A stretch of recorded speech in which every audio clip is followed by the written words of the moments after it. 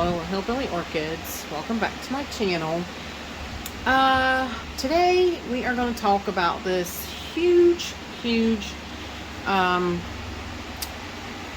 Cattleya George King Serendipity. Okay, you can tell she's a beastly plant. Beast, huge, big. She's in a very big 10-inch pot and has grown just like a beast for me. Okay, I've had this plant for many years. Spent bloom spikes. She has bloomed for me, but last year there was some question. I had just gotten the new Mars Hydro and the new Grow Star light, and there was a question about when she bloomed, she had messed up blooms, which always leads you to think possible virus. Okay, now, like I said, this plant has been here for quite some time. Probably, there is the tag, but it will not come out. I was gonna say, I can't even remember how long I've had this plant.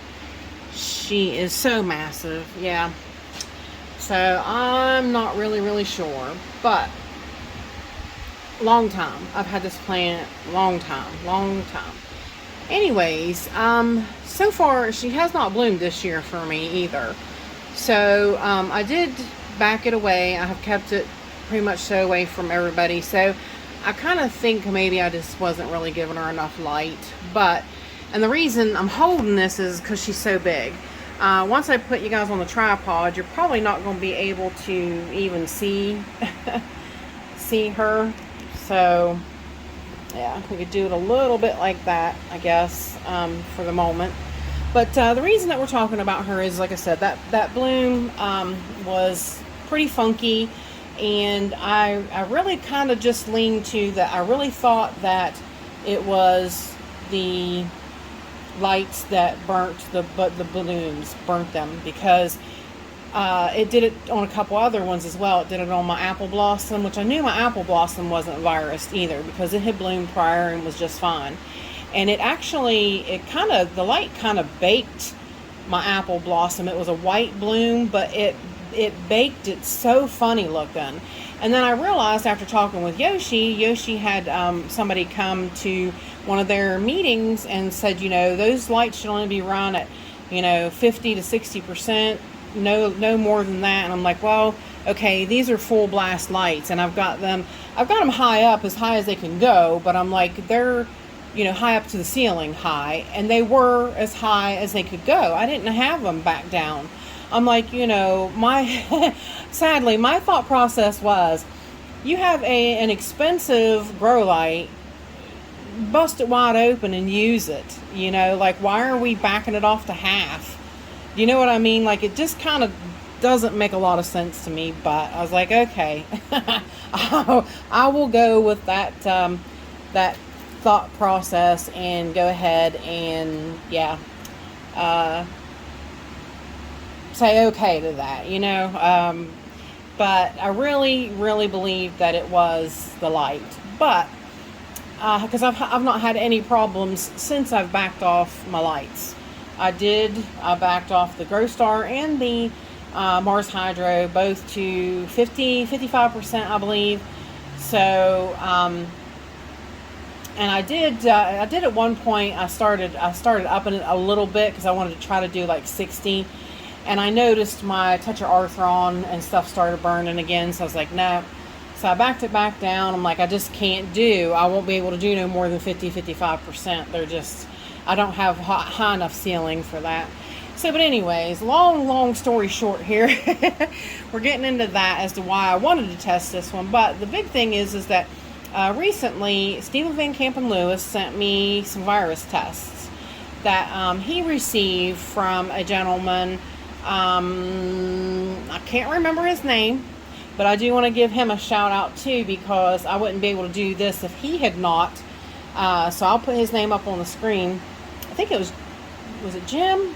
I hate to say that and not be right, but I want to give him a shout out too, because had he not given these to Stephen, then Stephen wouldn't have shared with me. And I am so excited to try this test, especially on this plant. So, Stephen did. He sent me 3 tests, but I'm only going to do the 1 test on this one today. And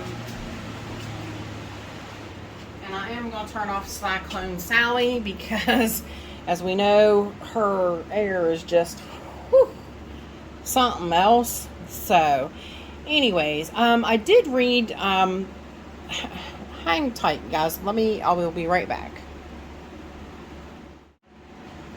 Alright, you guys, I am back. I had to go look up that gentleman's name. I was like, I can't do that. Plus, I'm going to continue to talk about him a little bit. Bill Stender was the gentleman that, sent those tests to Stephen Van Kampen-Lewis. And he also wrote on Stephen's video a more detailed way of doing the virus test, which is awesome. I read it over 2-3 times, and I'm like, yes, that was just amazing. I was so glad that he added some on there, and even Stephen said, I'll pin your comment to the top, and that was awesome. So I appreciate both of you guys doing that, because this is really going to help me as well. And one of the things that Bill had talked about was these poker sticks to taper the end a little bit for smashing. So I took a separate knife, a clean knife, and I don't know if you can really tell. My camera's not, maybe that can show you that I cut it and I tapered it. So we do have a tapered end that can really smush that down in there. And then the other thing that he was talking about was because he said the best way to do this is to make sure that you really clean your tools and everything in between. But he came up with an actual tool-free way of doing it. So I was like, oh, well, that's just cool. That's what I want to do. I want to try it that way. Now, I don't know, these harder leafed cattleyas, it might be a little harder to do. But he said that you take the reagent test and you take the cap off and you pinch the leaf between the cap and the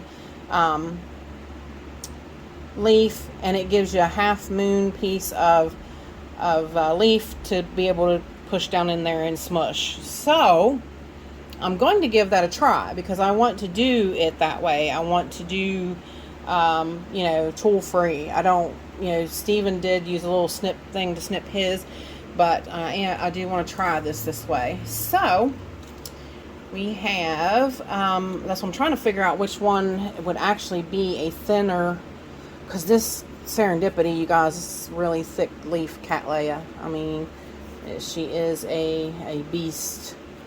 And I figure probably, I don't know whether it's best to test older ones or newer ones. The older ones are so thick. Oops, I did just bust that one. I split it. I don't know which would be best to test, the older growths or new growth.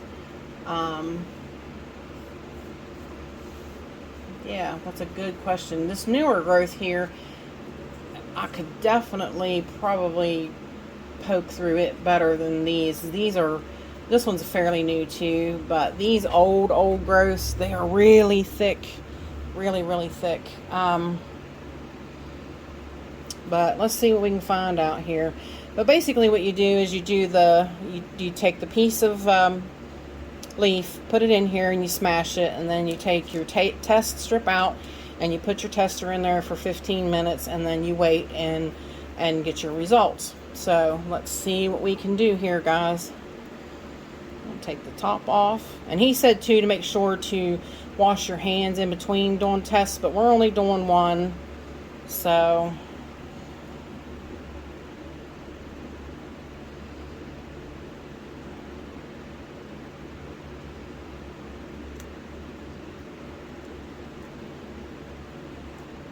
oh boy, it's tough.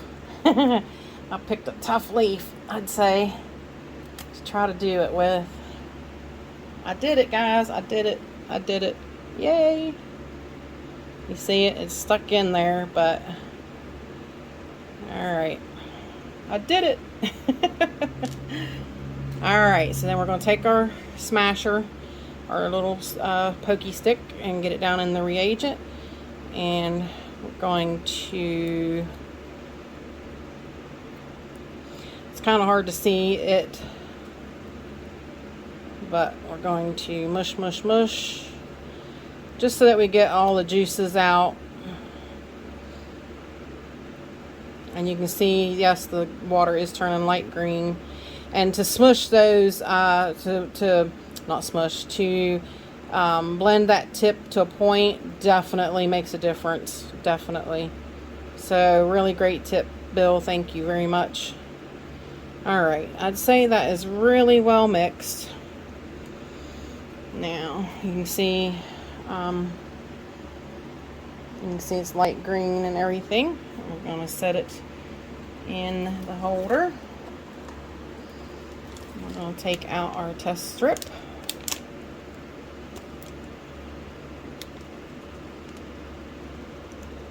This is the first time I've ever done anything like this, y'all. So, and of course it shows you on here, it shows you arrows down. And everything's printed on this side, so there's no print on the back side. So, let's stick it down in there, and we'll be back in 15 minutes to get the results.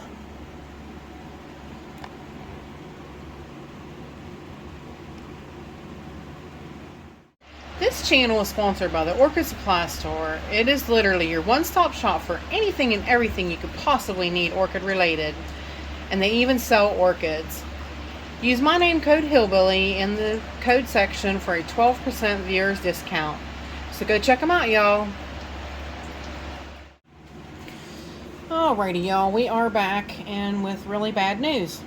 It appears that according to the virus test, that it is positive for the ORSV virus. That bottom line, which I'll put it to the side, and I'll put up the I'll put up a screenshot of the test results. This one, the top line is control, and if it had the Cymbidium virus, it would be in the middle, and on the very end is the ORSV. So she's definitely positive for the ORSV virus. So that really sucks. That really, really, really sucks. Now, do I do what Stephen did and throw that big beast away? Do I throw that beast of a plant away, and how do I I'm pretty sure Stephen's was in terracotta. I don't know if I bleached the plastic, if that would be okay. Maybe I'll ask Bill in the comments on Stephen's, see if, because he said on Stephen's that if you used bleach and baked the terracotta for like 4 hours, that it would be fine, but you can't bake plastic. So, and like I said, that's a 10-inch pot, and that's a bigger pot that it's in the bottom. Can I say damn, guys? Can I say damn? Damn, I'm not happy. Damn. I'm not happy. I do have a backup of this plant. A fellow West Virginia grower, Daryl Adams, had sent me a division of his, which thankfully, thank you, Daryl. I appreciate it so much. So I do have a replacement. So I guess the honest, wise decision would be to throw this plant away.